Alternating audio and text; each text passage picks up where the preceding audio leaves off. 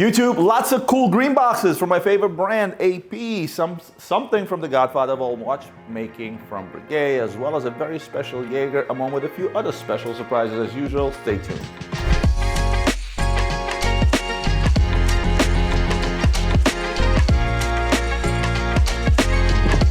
Starting with a brown box from Patek Philippe. A lot of people don't believe me that I don't know what's in these boxes. So like, there's what, I don't know, 20 watches here, maybe a little more.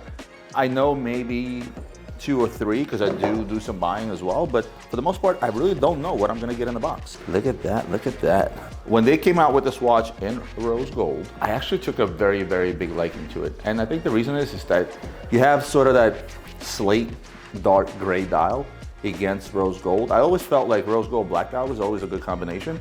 They kind of accomplished both there because you have the black sub dials as well as the slate dial that's on the inside. Very legible. The white markers stand out, but yet they don't overpower the dial.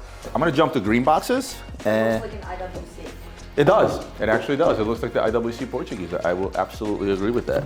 Ooh, starting with the Taupe Offshore colorway. Taupe colorway is the favorite of the crowd because this is a watch that you got that vignette thing going on where it goes from a dark color to a lighter color. Just nice. Taupe, another fancy word for green? You could say that. Or brown, would you say? But nevertheless, the most popular in the 43mm lineup that just came out. Of course, the Golf, the baby blue one is also uber popular, but those I consider more rare than these. Oh, so I guess it's just raining 43mm offshores. And the other variation is the black and white, which is also a nice combo. And the reason for that is because of the red hands. It's a nice little touch, just adds a little something. I love green boxes. I like AP a lot. No, you can't make this up. Another one. Oh, wait, somebody give me DJ Khaled. Another one. Anybody see that commercial for the thing you work out with? You know what I'm talking about? Weight. The shake weight. Yeah. This is how I'm feeling right about now. Oh look, it's another 43mm offshore. Would you believe it? This time it's, I guess this is the new version. We'll call this one the new Ghost, right? Remember the old Ghost? This is gonna be the new Ghost. I do like this colorway. I'm talking like my son in sneaker. And there are 2 buckles that are here. Interesting. Oh, that's a deploying buckle that somebody ordered. So AP made this new deploying buckle, which is actually pretty cool. Look at that. Right? It's like it's hidden in a way where, I assumed this was just the regular tang, but it's not. This is the regular tang. What else we got? Oh. Ooh, Breguet, the Godfather of all watchmaking. I always said Breguet ladies' pieces are the #1 bought watch by men for women because Breguet just sings to men in general, considering he's the Godfather of all watchmaking, but rightfully so. If you're a woman looking to say, you know what, I want to get into watches, where do I start? Well, why not start with the brand that invented a wristwatch? Because the first wristwatch that was invented was by Louis Breguet, and it was actually the Queen of Naples, which they make till this day in many variations. In this case, this is like just a jewelry piece slash watch slash just beautiful watch. But one of the things that's appealing is that Breguet makes ladies' watches that are also not quartz, they're automatics, right? So this is actually, you know, a proper movement, as we would say, right? And that's what attracts these to men specifically to buy as a gift. But what's not to like on something like this? I mean, look what they did here. Like the bracelet is just amazing. A mega professional Speedmaster.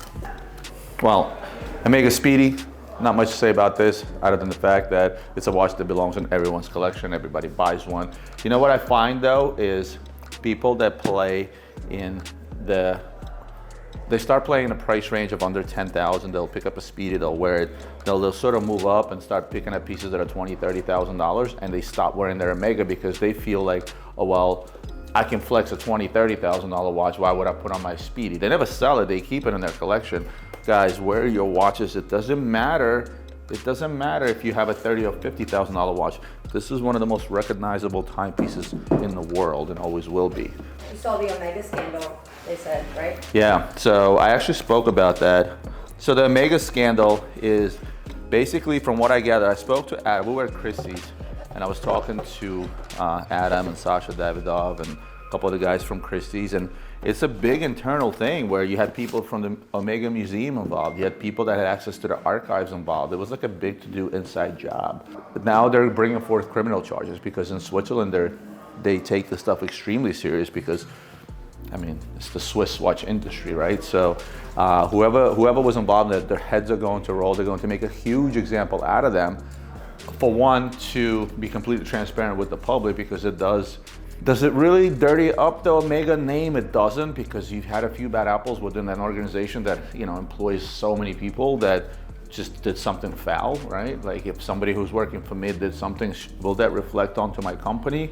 It still does somewhat, but Omega is not to blame, and they're going to find those that they already kind of found those that are responsible. You're going to see big action taken from Omega, and I think going forward, it's great because there was a collector out there that, you know, ended up paying millions of dollars for that Omega, and if this never would have came out, he would have had a Frankenstein, a well-made Frankenstein with knowledge that, you know, he shelled out all this money for. And I would imagine this is not a guy that bought it to resell it right away. Guess what? Down the line, he would have been screwed, which I'm glad this came out to light. The overseas automatic with the blue dial is still jumping off the shelves. The entire overseas line has come down in price to a very reasonable price range where somebody that's been wanting one when this thing was trading at like $50,000, you know, can now buy it for damn near half that. So again, I'm happy with what has happened and transpired in the watch market over the last few months, where things have come down to earth, and now I'm actually selling watches to retail customers at reasonable pricing, which I deem reasonable, because towards the peak, I did not deem any of the stuff very reasonable. Let's move on to, ooh, this I actually know what it is. My racing fans, Mr. Juan Pablo Montoya. So this is, in my opinion, from all the limited edition offshores out there, the best looking offshore in gold. And this is the rose gold Juan Pablo Montoya, limited edition to 500 pieces. They did 1,000 in titanium, 500 in rose, and they did 50 or 100 in platinum. I don't remember which one was which. It's either Barrichello 50 or 100, or this is 50. Regardless, they made very, very few of them. I bought this myself.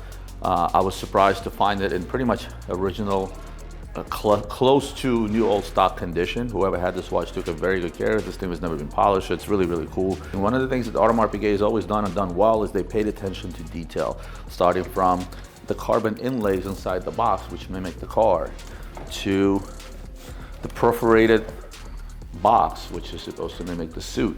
So, and if you look closer at the watch, you have the carbon that's translated onto the bezel.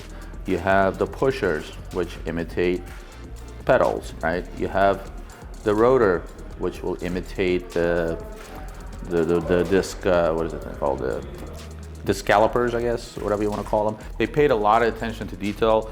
Rumor says that Juan Pablo Montoya was involved himself in designing the watch, as Barrichello was in his trio. He also had a trio. Well, Barrichello had first a Barrichello 1, then he had a trio of Barrichello 2, titanium, rose, and platinum, and then he had a Barrichello 257, which was dubbed the Barrichello 3 to commemorate his 257 record wins. Godfather of watchmaking, Breguet. This is a later take on the marine chronograph, which I think they did a tremendously beautiful job. Now, they did it in blue before blue was like it, right? Everybody jumped on a blue bandwagon. It was the boutiques editions, and that's why, you know, the blue Vacheron sells for more, or blue Royal Oak, etc. They did this way before, and I think they did a tremendous job. When they debuted the 5817 and the 5827 Breguet Marine Chrono, they did it in white gold, yellow gold, rose gold, and added a bracelet. That watch was probably our #1 after Rolex selling watch of all time. It was extremely popular. They needed something bigger because bigger was better, and their answer was, this is when offshores were popping off. That's when Audemars was making 48mm watches, and all of a sudden they're like, well, we got to do something. So they came out with the Breguet Marine Chrono, white gold, rose gold, and yellow gold, and on a bracelet. And this is a later iteration of it, which somewhat mimics it. But what I love about Breguet is no matter what he does, the finishing, the overall profile of the watch is unmistakably Breguet. For a precious metal chronograph out there, I mean, from a Godfather of all watchmaking, for me, I would always reach for something like this. So the Extreme Master Compressor Extreme Lab is what this is called. This is a limited edition that they made. Oh, look at that. I know it has a ratchet strap. It's so satisfying. Limited edition, they made this in the precious metal. They made this in titanium, which is a case like this. Now, what is so special about this watch? They call it Extreme Lab because it was tested in very extreme conditions. Low underwater pressure and very high pressure, i.e. high altitude. So you can actually climb Mount Everest with this. But what made this watch most special that stands out, I did a whole video on this, on what's on my desk, because everything about this watch, starting from the buckle and the case and the ratchet straps, everything about this, there's just so much technology that went into this, so much research that it's absolutely amazing. If you guys can look up the old video where I talked about this, I do talk about it in detail, but one thing I will mention that's most special about this watch is the fact that this is no lubrication. So this is a movement that works without oil. That's right, AB Cabinet 4 did it and Jaeger did it. So imagine a mechanism working without lubrication. That's pretty impressive. I'm not gonna get into how they achieved that. Watch the video on YouTube. Last but not least, another independent, i.e. Mr. Journe.